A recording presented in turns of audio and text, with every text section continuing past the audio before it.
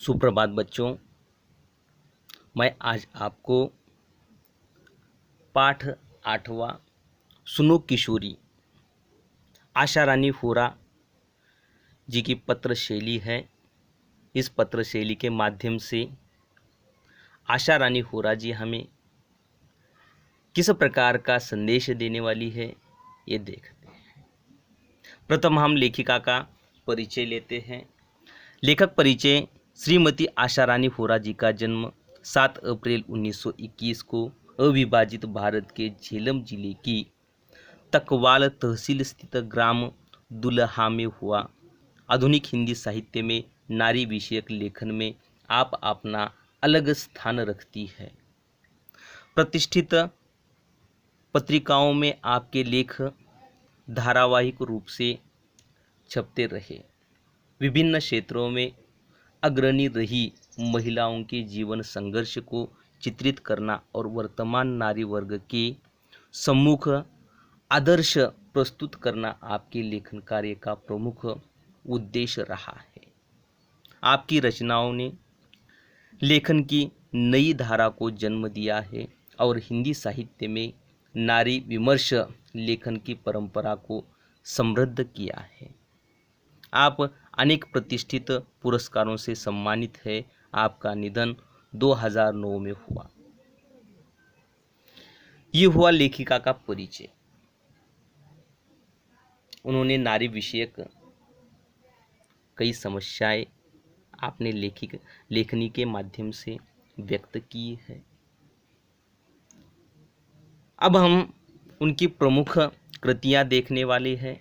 भारत की प्रथम महिलाएं, स्वतंत्रता सेनानी लेखिकाएं, क्रांतिकारी किशोरी, स्वाधीनता सेनानी, लेखक पत्रकार आदि, ये हुई उनकी प्रमुख कृतियां। अब हम लेते हैं विधा परिचय। अनेक साहित्यकारों, महान राजनीतिकों द्वारा आपने परिजनों को भेजे गए पत्रों ने तत्कालीन साहित्यिक, सामाजिक, राजनीतिक, सांस्कृतिक स्थितियों का लेखा जोखा प्रखरता से प्रस्तुत किया है। इन पत्रों का कला पक्ष साहित्यिक कलात्मकता को स्पर्श करता है। देखो, अब हम पाठ परिचय देखते हैं।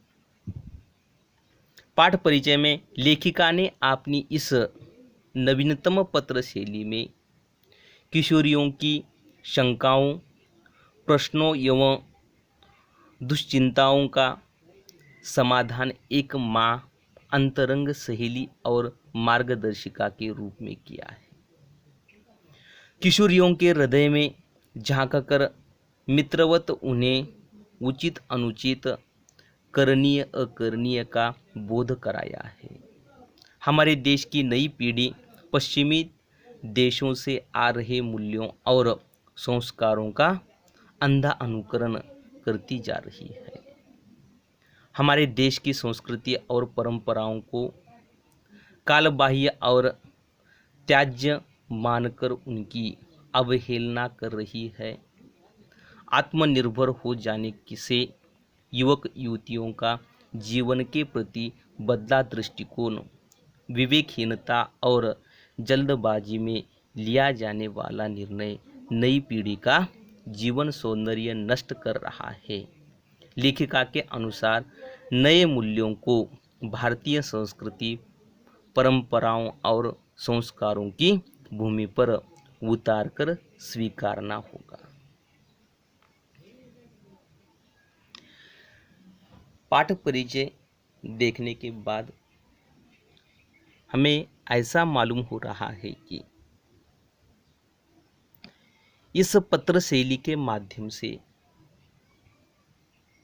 किशोरियों की शंकाओं, प्रश्नों और अनेक कई समस्याएं यहाँ पर व्यक्त की होगी, ऐसा लगता है।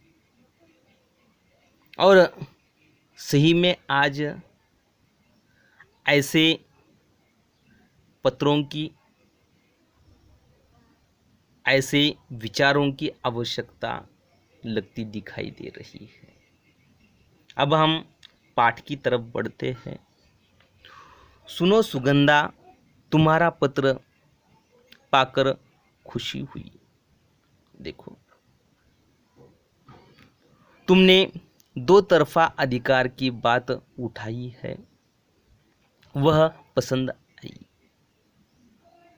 बेशक जहाँ जिस बात से तुम्हारी असहमति हो वहाँ तुम्हें अपनी बात मुझे समझाने का पूरा अधिकार है। मुझे खुशी ही होगी तुम्हारे इस अधिकार प्रयोग पर। इससे राह खुलेगी और खुलती ही जाएगी। जहाँ कहीं कुछ रुकती दिखाई देगी वहाँ भी परस्पर आदान प्रदान से राह निकाल ली जाएगी। आपने अपनी बात कहने सुनने में बंधन या संकोच कैसा? देखो, आपने लड़की से किस प्रकार का संकेत दे रही है लेखिका। देखो, जो आपने लोग होते हैं, सुनो सुगंधा, लेखिका के किशोरी पुत्री का नाम है, और वे कह रही कि तुम्हारा पत्र पाकर खुशी हुई। तुमने दो तरफा अधिकार की बात उठाई है। देखो, दोनों भी तरफ से, एक तो बेटी का फर्ज निभा रही है और एक क्या है, लड़की का फर्ज निभा रही है, मातृत्व का फर्ज निभा रही है। अब वह पसंद आई। बेशक जहां जिस बात से तुम्हारी असहमति हो वहां तुम्हें अपनी बात मुझे समझाने का पूरा अधिकार है। देखो, असहमति कब होती है? एक जैसे विचार ना आने के बाद, और एक आधी बार ऐसा भी हो जाता है कि कुछ गलत निर्णय लेने के बाद वहां पर कुछ सुझाव देने की आवश्यकता होती। किनको? जो ज्ञानी है, आपने से बढ़कर है। बड़े भी लोगों की गलतियां होती है क्या? होती है। और लेखिका क्या कहती है? इससे राह खुलेगी और खुलती ही जाएगी। जहां कहीं कुछ रुकती दिखाई देगी वहां भी परस्पर आदान प्रदान से राह निकाल ली जाएगी। राह यानी रास्ता। राह का मतलब क्या है बेटा? रास्ता। अब कहीं रुकावट आएगी, कुछ समस्याएं आएगी, तो क्या है, परस्पर आदान प्रदान के माध्यम से क्या है, वो आसानी से सुलझ जाएगी। आपने अपनी बात कहने सुनने में बंधन या संकोच कैसा होता है? क्या ऐसा? लेखिका क्या कहना है? देखो, बेटी और माँ में कुछ बातें हो, पिताजी और बेटे में कुछ बातचीत हो, कुछ समस्याएं सुलझाने का प्रयास करो तो आसानी से सुलझ जाती है। इसी प्रकार लेखिका भी क्या कर रही है, दोनों की बातें जो है करने के बाद कुछ समस्याएं जब आएंगी तब क्या है, उसका सुझाव किससे होगा? आदान प्रदान से। किसकी? भाषा की आदान प्रदान से। मैंने तो अधिकार की बात यूं पूछी थी कि मैं उस बेटी की मां हूं जो जीवन में ऊंचा उठाने के लिए बड़े ऊंचे सपने देखा करती है। आकाश में आपने छोटे छोटे डेनों को जोड़े फैलाकर। देखो, मैंने तो अधिकार की बात यूं पूछी थी कि मैं उस बेटी की मां हूं जो जीवन में ऊंचा उठने के लिए बड़े ऊंचे सपने देखा करती है। कितने अच्छे विचार हैं। हर माता पिता जी के विचार जो रहते हैं अपने बच्चे के प्रति अच्छे विचार होते हैं, और अपने बच्चे को उड़ता हुआ देखना चाहते हैं, यानी वे ऊंचाई की तरफ बढ़े, अपने कार्य में सफलीभूत हो, अपने विचारों के माध्यम से, विचार के आदान प्रदान के माध्यम से ये प्रश्न सुलझा सकते हैं। किस प्रकार? एक आदि कार्य करते समय बच्चे ने पूछा कि मुझे ये कार्य करना है। अच्छा कार्य कर रहे हो तो हमें प्रसन्नता से क्या करना चाहिए, उसको सहमति जतानी चाहिए। और क्या है, आगे बढ़ने का, उसे कार्यशील बनने के लिए प्रेरित करना चाहिए। अब आकाश में आपने छोटे छोटे डैनों को चौड़े फैलाकर, देखो पंख जो है उसे क्या है, फैलाकर आगे बढ़ने की क्या है, सहानुभूति देना चाहिए, प्रेरणा देना चाहिए, है ना। इससे क्या होगा, वो आगे बढ़ेगा। और पंख एकाएक उड़ते समय बंद किए तो क्या है, जमीन पर एक आधी बार गिर भी सकते हैं।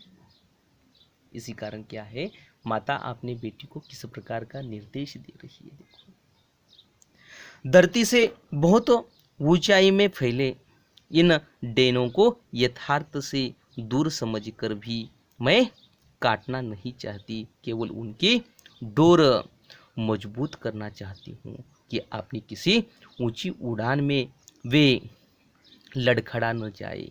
इसलिए कहना चाहती हूँ कि उड़ो बेटी उड़ो, पर धरती पर निगाह रख कर, कहीं ऐसा न हो कि धरती से जुड़ी डोर कट जाए और किसी अनजाने अवांछित स्थल पर गिरकर डेने छत्र विक्षत हो जाए। ऐसा नहीं होगा क्योंकि तुम एक समझदार लड़की हो, फिर भी सावधानी तो अपेक्षित है ही। यहाँ पर मैं कुछ कठिन शब्दों के अर्थ भी बता रहा था आपको। डेने यानी पंख, है ना, डेने यानी पंख। अब यहाँ पर ऐसा ही शब्द आया हुआ है विक्षत, है ना।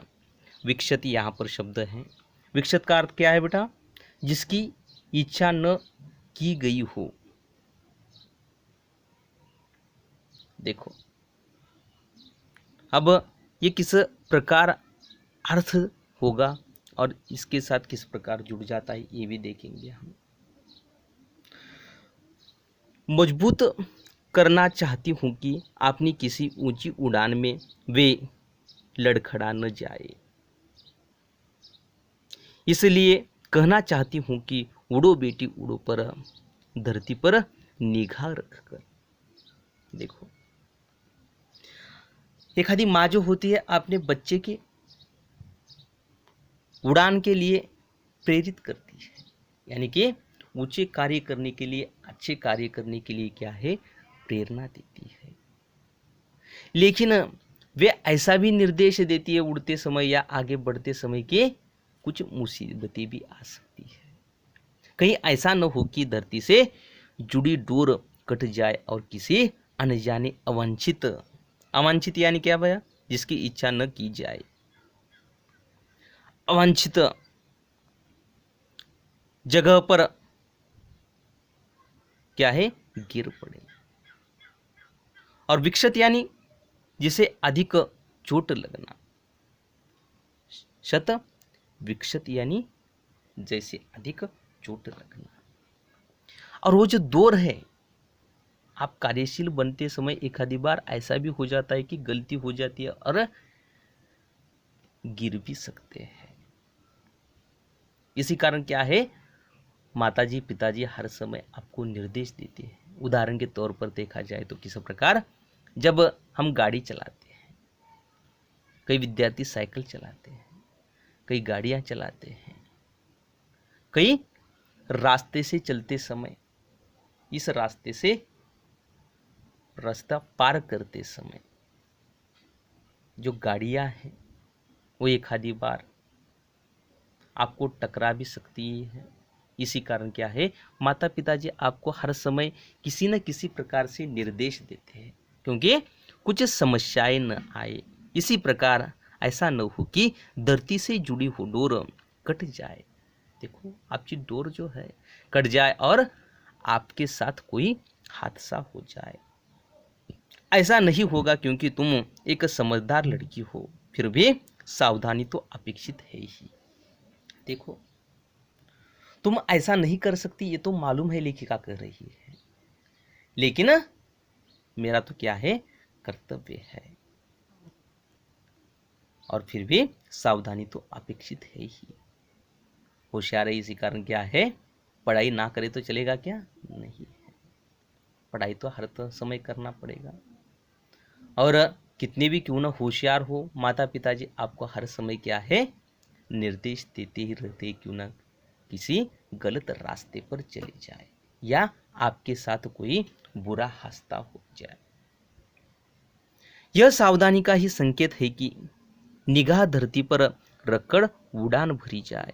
उस धरती पर जो तुम्हारा आधार है, उसमें तुम्हारे परिवेश का, तुम्हारे संस्कार का, तुम्हारी सांस्कृतिक परंपरा का, तुम्हारी सामर्थ्य का भी आधार जुड़ा होना चाहिए। हमें पुरानी जर्जर रूढ़ियों को तोड़ना है, अच्छी परंपराओं को नहीं। देखो, यह तो सावधानियों का संकेत की निगाह धरती पर रखकर उड़ान भरी जाए। किस प्रकार है, देखो, आपकी निगाहें उड़ते समय, आगे बढ़ते समय ये भी होना देखना चाहिए कि क्या है, कहीं पर समस्याएं आ रही है क्या। और जितना आप कठिनाइयों भरा रास्ते से चलेंगे उतना मजा आएगा। जितना आप चुनौतियों का सामना करेंगे उतना क्या है, उसे आगे बढ़ने की चेतना मिलेगी, है ना। इसी कारण क्या है, यह सावधानी का ही संकेत ही है कि निगाह धरती पर रखकर उड़ान भरी जाए। लेकिन कठिनाइयों के रास्ते से कभी कभार क्या है, दिक्कतें भी आ सकती है ना। इसी कारण माँ तो क्या है, अपने बेटी से निर्देश दे रही है, उस धरती पर जो तुम्हारा आधार है, उसमें तुम्हारे परिवेश का, तुम्हारे संस्कार का, तुम्हारी सांस्कृतिक परंपरा का, तुम्हारी सामर्थ्य का भी आधार जुड़ा होना चाहिए। देखो, आप आगे बढ़ते समय जो तुम्हारा आधार है, उसमें तुम्हारे परिवेश का, तुम्हारे संस्कार का, तुम्हारी सांस्कृतिक परंपरा का, तुम्हारे सामर्थ्य का भी आधार जुड़ा होना चाहिए। देखो, हमें पुरानी जर्जर रूढ़ियों को तोड़ना है, अच्छी परंपराओं को नहीं। देखो,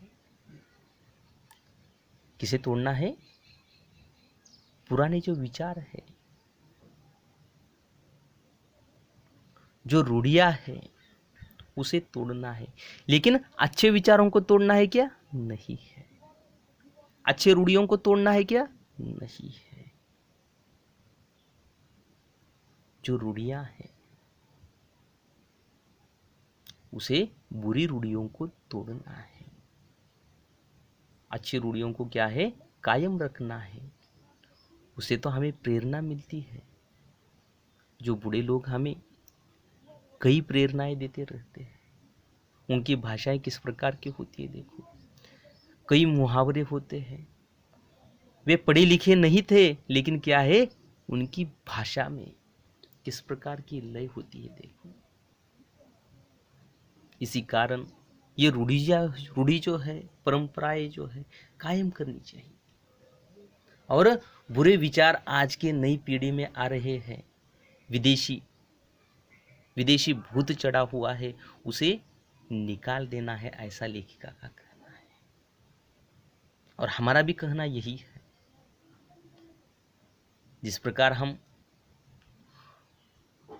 सुधार में विश्वास करना चाहिए, उसी प्रकार क्या है, अच्छे विचारों में भी अपने विचार कार्यशील रखने चाहिए। अब आगे बढ़ते हम। परंपरा और रूढ़ी का अर्थ समझती हो न तुम, नहीं तो इस अंतर को समझने के लिए आपने सांस्कृतिक आधार। देखो, परंपरा और रूढ़ी का अर्थ समझती हो न तुम, नहीं तो इस अंतर को समझने के लिए आपने सांस्कृतिक आधार। देखो, लेखिका क्या कर रही है, परंपराओं और रूढ़ियों को किस प्रकार समझती हो ना, से संबंधित साहित्य आपने कॉलेज पुस्तकालय से खोजकर लाना, उसे जरूर पढ़ना। यह आधार एक भारतीय लड़की के नाते तुम्हारे व्यक्तित्व का अटूट हिस्सा है, इसलिए कह रही हूँ। देखो लेखिका क्या कर रही है, जहाँ पर हमारी संस्कृति है वे संस्कृति की क्या है या परंपराओं की क्या है, कई किताबें भी लिखी हुई मिलती है, वो भी किताबें पढ़ते चलो, जिसके कारण क्या हो जाएगा, हमें कई प्रकार की समस्याएं एक आधी बार आए तो सुलझा सकते हैं, क्योंकि हमें पहले से ही ज्ञान हो किसका, उस विषय का, उस समस्या का, तो हमें समस्याएं वहाँ पर ही सुलझाने में मदद मिलेगी, है ना। और ऐसी किताबें क्या है, पढ़ती चलो, ऐसा अपनी बेटी से निर्देश है। और ऐसा अटूट बंधन एक माता में अपने बच्चों के साथ, लड़का हो या लड़की हो, ऐसा अटूट बंधन होना चाहिए। पिता का और लड़का और लड़की का अटूट बंधन होना चाहिए। उनकी समस्याओं को देखना चाहिए, डांटना भी चाहिए, लेकिन क्या है, डांटकर उसमें से कुछ अर्थ निकलना चाहिए, वो भी क्या है, सफल होने का, कार्यशील बनने का। अब हम आगे बढ़ते हैं। बदले वक्त के साथ बदलते समय के नए मूल्यों को भी पहचान कर हमें अपनाना है, पर यहाँ पहचान शब्द को रेखांकित करो। बिना समझे बिना पहचाने कुछ भी नया अपनाने से लाभ के बजाय हानि उठानी पड़ सकती है। देखो ये किस प्रकार का परिच्छेद है। बदले वक्त के साथ बदलते समय के नए मूल्यों को भी पहचान कर हमें अपनाना है। देखो सिर्फ हमारी संस्कृति और रूढ़ि परंपराओं के साथ चलना है क्या, नहीं है। नए जो विचार है, वैज्ञानिक विचार हो, यशस्वी होने के लिए, कार्यशील होने के लिए जो नए विचार है वो हम ही कर सकते हैं, नवयुवक ही कर सकते हैं, नवयुवतियां भी कर सकती है। और ऐसे विचारों को हमें लेकर क्या है, आगे बढ़ना चाहिए। और ऐसे मूल्यों को पहचान कर ही हमें रेखांकित करना है हमारे विचारों में। बिना समझे बिना पहचाने कुछ भी नया अपनाने से लाभ के बजाय हानि उठानी पड़ सकती है। देखो एक आधी बार ऐसा भी हो सकता है या कई बार हो सकता है, हमें उस विषय का ज्ञान ही नहीं, और क्या है, हम कुछ बोले तो क्या है, समस्याएं आ सकती है। इसी कारण कुछ करते समय उस विषय का पूरा ज्ञान लेने की कोशिश करो, और क्या है, फिर आपने कार्य में लग जाओ। उदाहरण के तौर पर आप व्यवसाय करने के लिए निकले हैं, उस व्यवसाय का आपको ज्ञान होना चाहिए, तभी आप यशस्वी हो सकते हैं, अन्यथा क्या हो सकता है, सिर्फ वहां पर पराजय दिखाई देगा, यशस्विता दिखाई देगी क्या, नहीं। इसी कारण लेखिका का यही संकेत है कि बिना समझे बिना पहचाने कुछ भी नया कार्य करना चाहिए क्या, नहीं। आपसे स्वयं से लाभ तो नहीं होगा, लेकिन हानि को हमें या कई हानियों का सामना करना पड़ेगा हमें। अब पश्चिमी दुनिया का हर मूल्य हमारे लिए नए मूल्य का पर्याय नहीं हो सकता।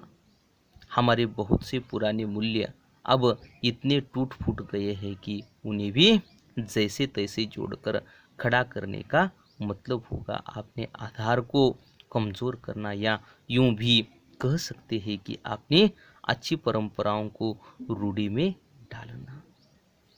कई विचार, कई रूढ़ियाँ हमारी है समाप्त हो रही है, जैसे कि पश्चिमी दुनिया का हर मूल्य हमारे लिए नए मूल्य का पर्याय नहीं हो सकता। हमारे बहुत से पुराने मूल्य अब इतने टूट फूट गए हैं कि उन्हें भी जैसे तैसे जोड़कर खड़ा करने का मतलब होगा अपने आधार को कमज़ोर करना, है ना।